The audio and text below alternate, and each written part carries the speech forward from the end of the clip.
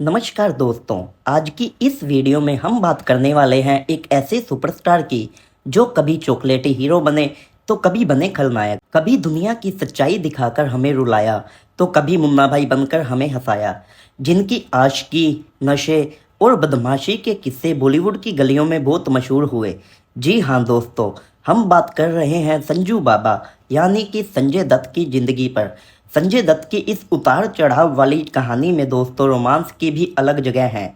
इस वीडियो में हम संजय दत्त की 3 शादियों और कई नाजायज संबंधों की एक दिलचस्प और रोमांचक कहानी के बारे में बात करने वाले हैं, जिसने हमेशा संजय दत्त को विवादों में रखा। फिल्म रॉकी से बॉलीवुड में डेब्यू करने वाले संजू बाबा अब तक 190 से भी ज्यादा फिल्मों में काम कर चुके हैं। साथ ही संजू बाबा पर एक बायोपिक फिल्म भी बन चुकी है, जिसमें संजू बाबा की जिंदगी में आए उतार चढ़ाव को बड़ी खूबसूरती से दर्शाया गया था। इस रोल को रणवीर कपूर ने बहुत ही अच्छे से किया था। लेकिन क्या आपको पता है, इस फिल्म में संजय दत्त की कई काली सच्चाई को भी छुपाया गया है।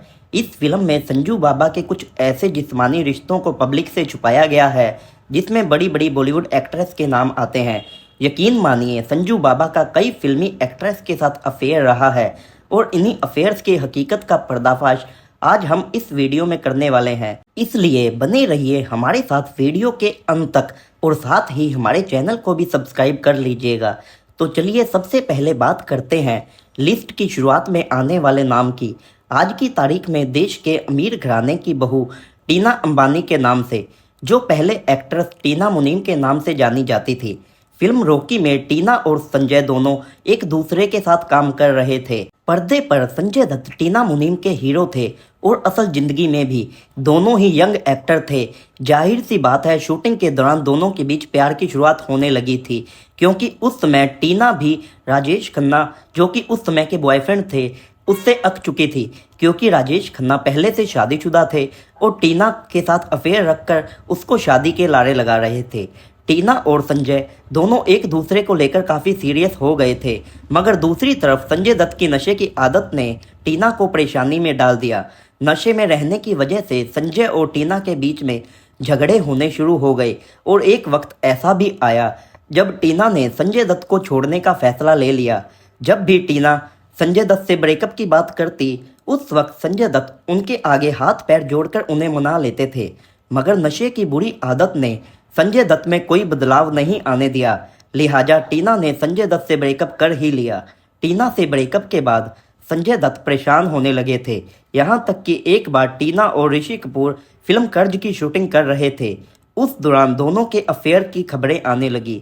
बस फिर क्या था, संजय ने अपने दोस्त गुलशन ग्रोवर, जो कि हिंदी फिल्मों में बतौर विलेन का रोल करते हैं, उनके साथ ऋषि कपूर के घर पहुंचे, क्योंकि संजय दत्त ऋषि कपूर के गाल पे थप्पड़ मारना चाहते थे।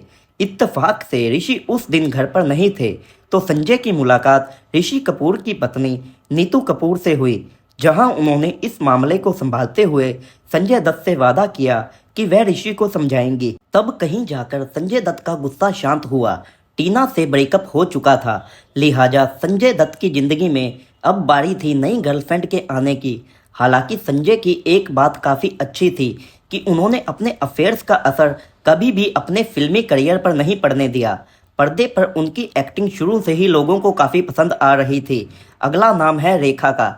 जी हाँ दोस्तों, वही रेखा जिसके नाम के चर्चे सदी के महानायक अमिताभ बच्चन के साथ भी हुए थे। रेखा और संजय दत्त एक फिल्म जमीन आसमान में एक साथ काम कर रहे थे, जो कि साल 1984 में बन रही थी, और इसी फिल्म के दौरान यह दोनों एक दूसरे के करीब आए और फिर चर्चाएं होने लगी कि रेखा और संजय ने एक दूसरे से सीक्रेट मैरिज कर ली है। हालांकि यह बात गलत थी, क्योंकि लोग वहां सिर्फ अंदाजा लगाते थे, क्योंकि एक्ट्रेस रेखा ने उस समय ही अपनी मांग में सिंदूर लगाना शुरू किया था। इसी को देखते हुए लोगों में बातें होने लगी कि रेखा और संजय ने एक दूसरे से शादी कर ली है, जबकि ऐसा कुछ नहीं था। लेकिन एक चीज़ जरूर थी कि रेखा और संजय एक दूसरे के करीब आए थे और रेखा ने नज़दीकियां जानबूझकर बढ़ाई थी, क्योंकि वह उस समय अमिताभ बच्चन को जलाना चाहती थी और इसी वजह से उन्होंने संजय दत्त के साथ अपना रिलेशनशिप मेंटेन किया था। हालांकि फिल्म के साथ साथ यह रिश्ता भी खत्म हो गया। अब बात करते हैं संजय दत्त की उस गर्लफ्रेंड की जो आगे चलकर संजय दत्त की पहली पत्नी बनी। एक फिल्म के मुहूर्त में संजय दत्त और ऋचा शर्मा की मुलाकात हुई, जहां पहली ही नज़र में ऋचा संजय दत्त को पसंद आ गई। इसके बाद एक फिल्म मैगजीन में संजय दत्त ऋचा की तस्वीर देखकर उनके दीवाने हो गए और उन्होंने साल 1987 में उनकी फिल्म आग ही आग की शूटिंग के दौरान ऋचा को प्रपोज कर दिया। ऋचा की तरफ से कोई जवाब ना मिलने पर संजय हर रोज ऋचा को फ़ोन करने लगे ताकि उनकी जुबान से वह हाँ बुलवा सके। ऋचा संजय दत्त के इस दीवानेपन से इम्प्रेस हो गई और संजय दत्त को हाँ कह दी और साल 1987 में ही दोनों ने न्यूयॉर्क में शादी कर ली। शादी के बाद संजय की लाइफ एस्टेब्लिश हो गई और साल 1988 में वह एक प्यारी सी बच्ची के पिता भी बन गए, जिसका नाम त्रिशला रखा गया। फिर इस कहानी में एक फिल्मी मोड़ आना बाकी था और वह था ऋचा का ब्रेन ट्यूमर। एक तरफ अमेरिका में ऋचा का इलाज चल रहा था तो दूसरी तरफ इंडिया में संजय फिल्मों में बिजी थे। तभी साल 1991 में संजय दत्त और माधुरी दीक्षित की फिल्म साजन की शूटिंग होने लगी।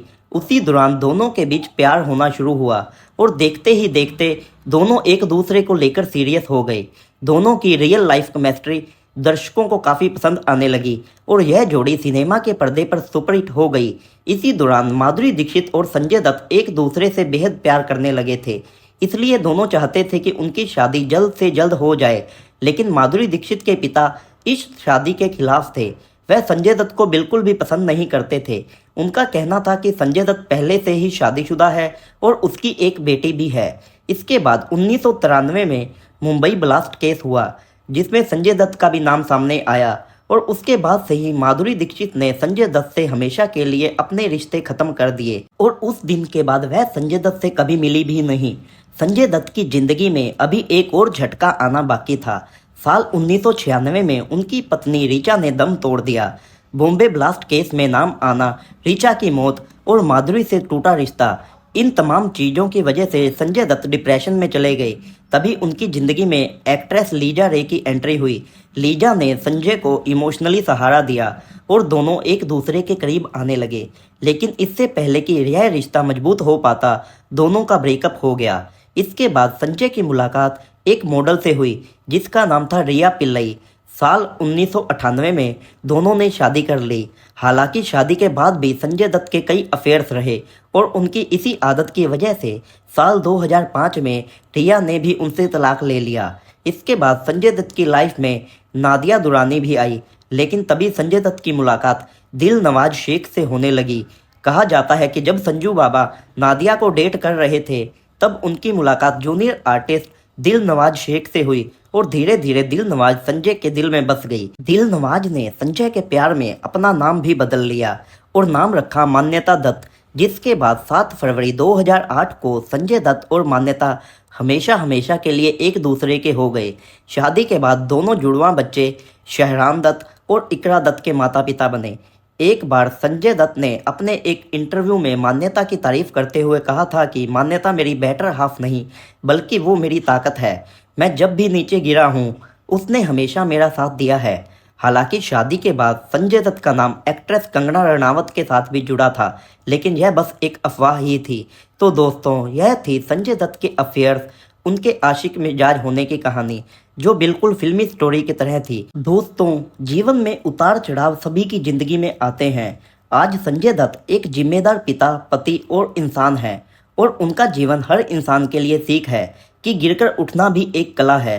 तो आज की वीडियो में बस इतना ही। आपको अगर हमारी वीडियो पसंद आई हो तो इसको लाइक कीजिए और साथ ही हमारे चैनल को भी सब्सक्राइब कर लीजिए। धन्यवाद। मिलते हैं ऐसी ही एक और मज़ेदार कहानी में।